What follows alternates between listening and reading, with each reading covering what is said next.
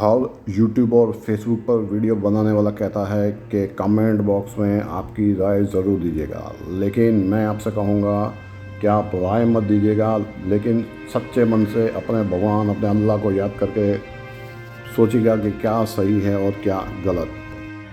हिंदुओं को लगता है कि राम मंदिर बनाना सही है और मुसलमानों को लगता है कि उनके साथ अन्याय हुआ है। बीजेपी सपोर्टरों को लगता है कि बहुत बड़ा काम हुआ है और कांग्रेस वाले समझते हैं कि ये सब राजनीति है। तो जवाब सिर्फ सच्चे मन से खुद को देना मुझे नहीं चाहिए।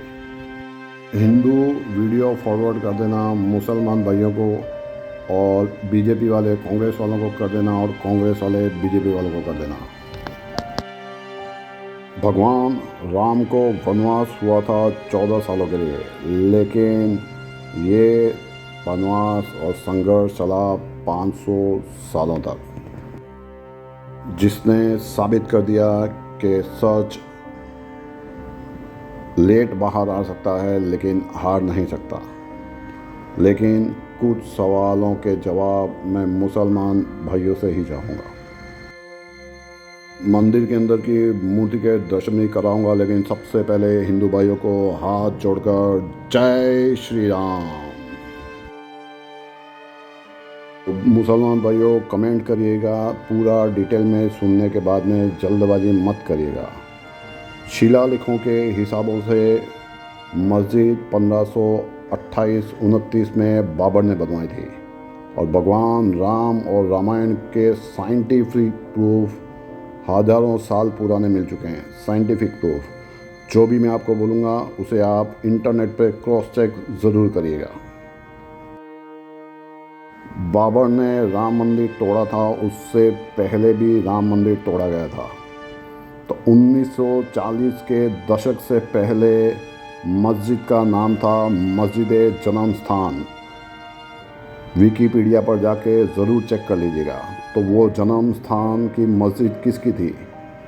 पैगंबर मोहम्मद का जन्म तो हुआ था मक्का में, और मुस्लिम धर्म के अनुसार अल्लाह अनंत हैं, उनका तो जन्म नहीं हुआ था। तो फिर ये मस्जिद जन्म स्थान किसकी है? दिल पर हाथ रख के अपने अल्लाह को याद करके सोचिएगा। ये आप देख रहे हैं लता मंगेशकर चौराहा। तो डिसीज़न कोर्ट ने किसी पार्टी की बातों में आकर नहीं दिया। कोर्ट ने डिसीज़न दिया हिस्टोरिकल, आर्कियोलॉजिकल और सोशल प्रूफ पे। हिंदू मंदिर तोड़ के बनाई गई थी मस्जिद, इसके प्रूफ कोर्ट में दिए गए। कोर्ट ने मंदिर बनाने से डबल जगह मस्जिद बनाने के लिए दी। फिर भी अगर मुसलमान भाइयों को लगता है कि उनके साथ अन्याय हुआ है, तो क्या ये अन्याय है? कोर्ट का केस जीतने के बाद दुगनी जमीन दी गई। कई मुगल फरमानों में भी अयोध्या का नाम राम जन्म स्थान बताया गया है। इंटरनेट पर चेक ज़रूर करिएगा। राम मंदिर को कई बार तोड़ा गया और हर बार मुगलों ने ही तोड़ा, और आखिरी बार बाबर ने तोड़ा था। तो अगर मुसलमान भाइयों के साथ ऐसा किया होता तो सच्चे मन से सोचे कि क्या वो ये चला लेते, क्या वो कोर्ट में जाते, और कोर्ट में 500 साल तक इंतज़ार करते न्याय पाने का। तो बात कर लेते हैं उस कोर्ट की जिसने ये डिसीज़न सुनाया। तो इकलौते मुस्लिम आर्कियोलॉजी थे 1970 में के मोहम्मद साहब। उन्होंने आर्कियोलॉजिकल सर्वे करके बताया कि मंदिर के अंदर 12वीं और 13वीं सदी के कलश और कई चीज़ें मिली हैं जो हिंदू धर्म के अनुसार पाई गई। उन्होंने कई बार अपने मुस्लिम भाइयों को समझाया कि हमारे पूर्वजों ने अगर मंदिर तोड़कर मस्जिद बनाई है तो गलत किया है, और हमें अपनी गलती स्वीकार कर हिंदू राम मंदिर बनने दे देना चाहिए। क्या आप खुद अपने मुसलमान भाई की बात पर भी विश्वास नहीं करेंगे। मुसलमान भाई ये सोचकर दंग रह जाएंगे कि 1528 से 1858 तक मस्जिद का प्रूफ कोर्ट ने मांगा तो कोई भी प्रूफ नहीं मिला, और रामभद्राचार्य जिनको आंखों से दिखता नहीं और मन की आंखों से उन्होंने देखकर और अपने वेदों के अनुसार 441 प्रूफ दिए, जो कि 437 प्रूफ साइंटिफिकली प्रूव है। और कोर्ट के अंदर जज और वकील मुसलमान भी थे और वो भी ये देखकर चौंक गए थे। 2003 में फिर से सर्वे किया गया, कोर्ट ने करवाया, और उसके अंदर लगभग 50 खंभे मिले जिस पर हिंदू मंदिरों के चित्र बने हुए थे। इन्हीं प्रूफों के आधार पर 2019 में खुद सुप्रीम कोर्ट के 5 जजों ने कहा कि मंदिर यहीं बनेगा क्योंकि यहाँ पर राम जन्म के प्रूफ मिले हैं। लेकिन राम मंदिर मुसलमान भाइयों का दिल दुखा के नहीं बनाना था, इसलिए दुगनी ज़मीन दी गई मुस्लिम वक्फ बोर्ड को। हसन निज़ामी ने एक किताब लिखी थी ताज उल मसर, जिसमें हर मंदिर को तोड़ने का कारण बताया गया था। 1658 से 1707 तक 1000 मंदिर तोड़कर मस्जिदें बनाई गई। खुद मुसलमान भाई सोचें कि क्या मंदिर में उनकी इबादत, अल्लाह को याद करना उनके धर्म में अलाउड है। औरंगजेब ने 1000 मंदिर तोड़े थे। मुस्लिम शासकों ने 60,000 मंदिर तोड़े और उनमें से 3000 पर आज भी मंदिर बने हुए हैं। रिचर्ड मैटर की किताब में लिखा है कि कैसे 80 मंदिरों को इस्लामिक आक्रामकों ने तोड़ा। मन से सोचिए, सिर्फ एक बार अंदाज़ा लगा के। मैं जानता हूँ बहुत मुश्किल है। 60,000 हिंदू मंदिर तोड़े गए। इसका 1% भी क्या मुसलमान भाई सहन कर पाएंगे कि उनकी मस्जिद तोड़कर अगर किसी ने अपना धर्म स्थान बनाया होता। आईने अकबरी या बाबरनामा जिसे कहा जाता है, वो तो खुद आपके मुसलमान भाई ने लिखी थी। उसमें कहीं पर भी बाबरी मस्जिद का उल्लेख नहीं है। मेरी किसी भी बात को सीधा सीधा विश्वास ना करें, इंटरनेट पर चेक ज़रूर करिएगा। और उससे काफ़ी समय पहले 1524 में रामचरितमानस का अरबी अनुवाद किया था, अरबी में। उसमें भी बाबरी मस्जिद का उल्लेख नहीं है। 1838 में फर्स्ट टाइम सर्वे किया था ब्रिटिशर माउंटगोमरी मार्टिन ने, और उसने बताया था कि जो पिलर मिले हैं वो हिंदू मंदिरों के हैं। और मुसलमान भाइयों के लिए सबसे बड़ी बात, बीजेपी अगर चाहती तो आर्टिकल 123 के अंदर ऑर्डिनेंस लाकर भी मंदिर बना सकती थी, लेकिन नहीं बनाया। आर्टिकल 300A में विवादित ज़मीन को नेशनलाइज करके भी मंदिर बना सकती थी, पर पावर का गैर इस्तेमाल नहीं किया। अपने मुसलमान भाइयों का दिल दुखाकर नहीं करना चाहते थे। हिंदुओं का राम मंदिर तोड़ा गया। हिंदुओं ने 500 साल तक कोर्ट के धक्के खाए और कई कुर्बानियाँ दी, और कोर्ट का ऑर्डर आने के बाद, जिस कोर्ट के अंदर वकील भी मुसलमान थे, आर्कियोलॉजिस्ट सर्वेयर भी मुसलमान थे, उस कोर्ट का आदेश आने के बाद में 500 साल के बाद में राम मंदिर बनाया गया। और मुसलमान भाई ये भी ध्यान में रखें कि कोर्ट का डिसीज़न 50 से आया था, 51 तक नहीं आया था। इसको भी इंटरनेट पर चेक कर लें, इसके ऊपर एक पूरा बड़ा वीडियो बन जाएगा। 400 सालों तक इंतज़ार करने के बाद कई पीढ़ियाँ गुज़र गईं, तब तक मंदिर नहीं बना, और एक दिन वो ज्वालामुखी फूट गया और बाबरी मस्जिद तोड़ दी गई। अगर बाबरी मस्जिद तोड़ी गई उसका आपको दुख है, तो 60,000 मंदिर तोड़े गए, तो क्या आपको उसका दुख है? यही राम मंदिर कई बार तोड़ा गया, क्या आपको उसका दुख है? इतने सारे प्रूफ होने के बावजूद और इतने तरीके होने के बावजूद भी कोर्ट के डिसीजन से राम मंदिर बनाया गया है। एक बार सच्चे मन से ज़रूर सोचेगा।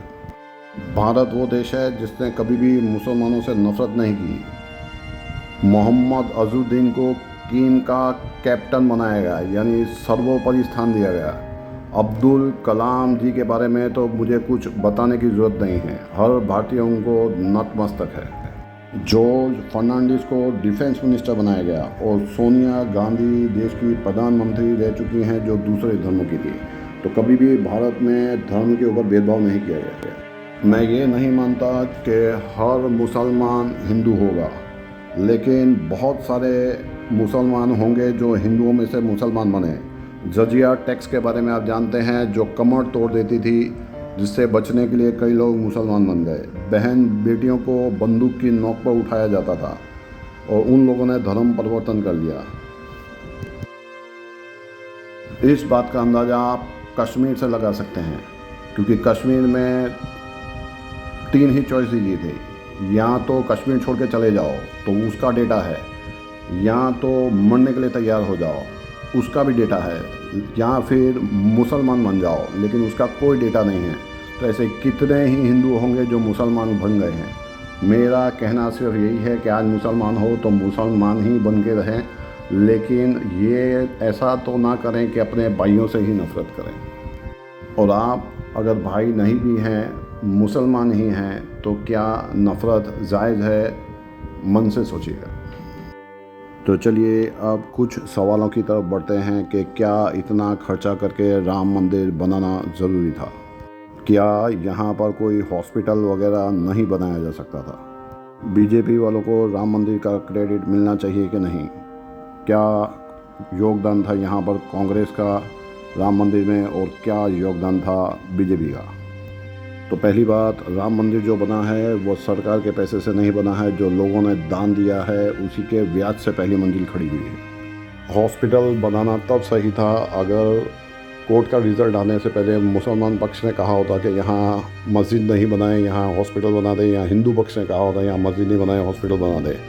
डिसीजन आने के बाद ये सब बातें करने का कोई मतलब नहीं।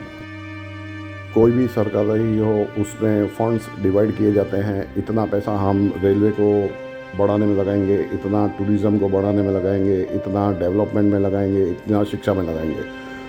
तो चलिए पहले जान लेते हैं कि कांग्रेस का क्या योगदान रहा है राम मंदिर में। जो भी कांग्रेसवादी हों वो जवाब भले ही ना दें, लेकिन सच्चे मन से एक बार अपने दिल पर हाथ रख कर ज़रूर सोचेगा।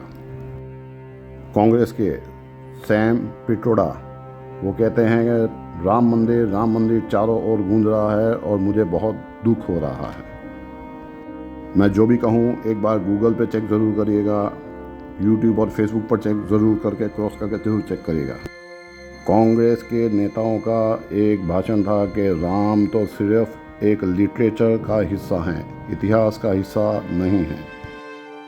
राम की नहीं, रावण लीला करने वाले और राम जी के पुतले जलाने वालों के साथ में संधि कर रही है कांग्रेस। एक बार ऐसी चर्चा चली कि मंदिर के अंदर से अपने आप भगवान राम की मूर्ति प्रकट हुई है। जब राम भद्राचार्य जी इतने सारे प्रूफ दे सकते हैं तो क्या भगवान राम की मूर्ति प्रकट नहीं हो सकती? लेकिन कांग्रेस के जवाहरलाल नेहरू, उन्होंने 2 बार मंदिर से वो मूर्ति बाहर हटा देने के लिए कहा। 1995 में कोर्ट के जजमेंट को फिर से रिव्यू करने के लिए कहा कांग्रेस ने। पुराना जजमेंट था कि मस्जिद इस्लाम में ज़रूरी अंग नहीं है, तो कोर्ट में जाकर फिर से रिव्यू करने के लिए कहा गया कि आप इस पर एक बार ज़रूर सोचिए ताकि मंदिर बनने में रोड़ा डाला जा सके।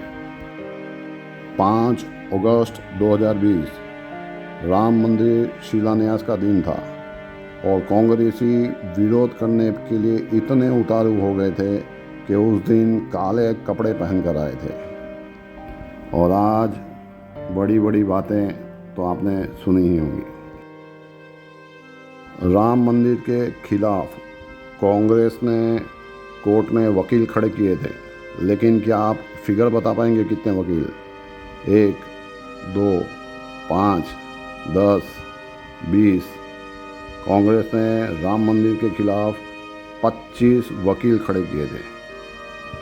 इंटरनेट पे क्रॉस चेक ज़रूर करिए।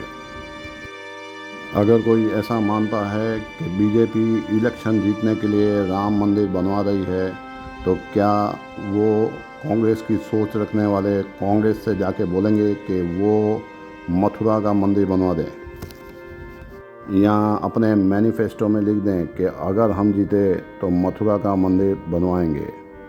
जवाब कांग्रेस वाले अच्छी तरीके से जानते हैं।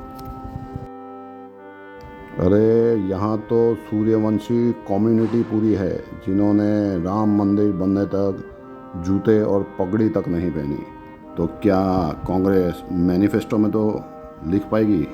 कमेंट में ज़रूर लिखिएगा। जो लोग मानते हैं कि मंदिर की जगह हॉस्पिटल बनना चाहिए था, तो क्या आज के बाद कोई चर्च या कोई मस्जिद नहीं बनेगी? कभी भी चर्च और मस्जिद में बनानी हो तो वो खर्चे का हॉस्पिटल बनाएंगे क्या? नहीं, क्योंकि हॉस्पिटल की जगह है, मंदिर की जगह है, चर्च की जगह है, और मस्जिद की जगह है। 3500 करोड़ लोगों ने डोनेट किया था राम मंदिर बनाने के लिए।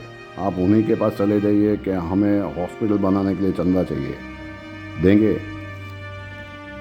हो सकता है कुछ लोग ज़रूर देंगे, लेकिन जो इतनी बड़ी बड़ी बातें करते हैं उन्होंने राम मंदिर में भी पैसा नहीं दिया है, और ना ही वो हॉस्पिटल बनाने के लिए 1 भी रुपया देंगे। ये सिर्फ बड़ी बड़ी बातें मिसगाइड करने के लिए होती।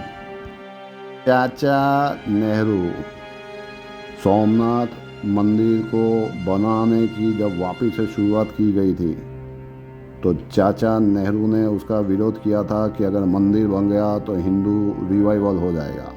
वो चाहते थे कि हिंदू रिवाइवल ना हो, रिवाइवल मतलब पुनः हिंदुओं में कोई परिवर्तन ना आए। लेकिन फिर भी जब सोमनाथ का मंदिर बन रहा था तो राय दी थी इवन के प्रेसिडेंट को भी, और विरोध किया था कि कोई भी इस तरह के समारोह में ना जाए। तो शायद अब समझ आ गया होगा कि कांग्रेस राम मंदिर क्यों नहीं बनाना चाहती थी या रोड़े अटका रही थी। 12 सितंबर को ऐलान किया गया था कि 25 सितंबर को यानी बीजेपी रथ यात्रा निकालेगी राम मंदिर बनाने के लिए, लेकिन 18 सितंबर को ही कांग्रेस ने कानून बना दिया, प्लेस ऑफ वर्शिप एक्ट, कि राम मंदिर की तरह हिंदू अपने मंदिर वापस ना ले सकें। वर्शिप एक्ट एक बार इंटरनेट पर जाकर ज़रूर पढ़िएगा। 1949 में राम मंदिर में रामलला विराजमान थे। 1944 में कानून आया कि मंदिर के ताले खोले जाएं, साल में सिर्फ 1 दिन पूजा के लिए। 1986 तक यही कानून बना रहा, लेकिन 1986 में राजीव गांधी सरकार शाह बानो केस में फंस गई। पूरा वीडियो इंटरनेट पर जाके शाह बानो केस देख लीजिएगा। तो हिंदुओं को खुश करने के लिए मंदिर के गेट खोले गए। तब भी कांग्रेस नेता जयराम रमेश, जिनके नाम में तो राम है, लेकिन बोले कि राम मंदिर के ताले खोलने को वो अपनी बड़ी गलतियों में से एक मानते हैं।